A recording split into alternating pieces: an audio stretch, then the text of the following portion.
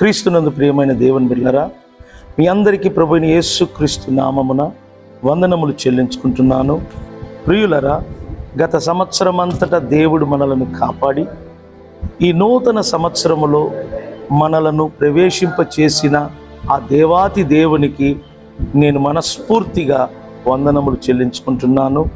అది మాత్రమే కాదు, ఈ నూతన సంవత్సరములో దేవుడు మీ కుటుంబములో, మీ పిల్లల విషయములో, మీరు చేస్తున్న వ్యాపారము, మీరు చేస్తున్న పనులు, మీ పిల్లల యొక్క వివాహ జీవితములో కానీ, గర్భఫలములో కానీ, వారి యొక్క విద్య సమస్తము విషయములోనూ దేవుడు మీకు సమృద్ధి అయిన కృపను అనుగ్రహించున్నట్లుగా ఒక దైవజనుడిగా మీ అందరి కొరకు మేము ప్రార్థన చేస్తున్నాం.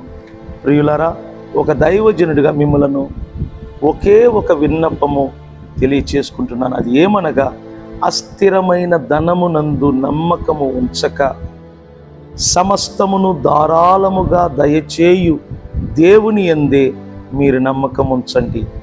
ఎందుకనగా ఈ 2024 సంవత్సరములో దేవాతి దేవుడు మీ కుటుంబ విషయములో, పిల్లల విషయములో, అన్నిటి విషయములో మీకు సమస్తమును ధారాళముగా దయచేయు దేవుడై ఉన్నాడని పరిశుద్ధాత్మ దేవుడు మీకు బయలుపరుస్తున్నాడు.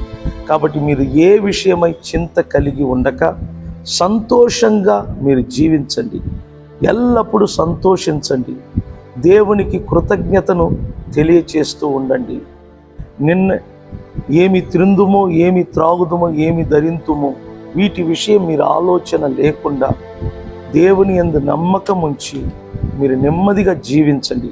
ఈ 2024 సంవత్సరం ప్రారంభం నుండి ముగింపు వరకు మన ప్రభు అయిన యేసు ఒక కాపరిగా ఉండి మీ కుటుంబాలను నడిపిస్తాడు. గనుక చింత లేకుండా, దిగులు లేకుండా ఈ సంవత్సరం అంతటా మీరు క్షేమముగా బ్రతకాలని ఆ దేవాతి దేవుడు కోరుకుంటున్నాడు.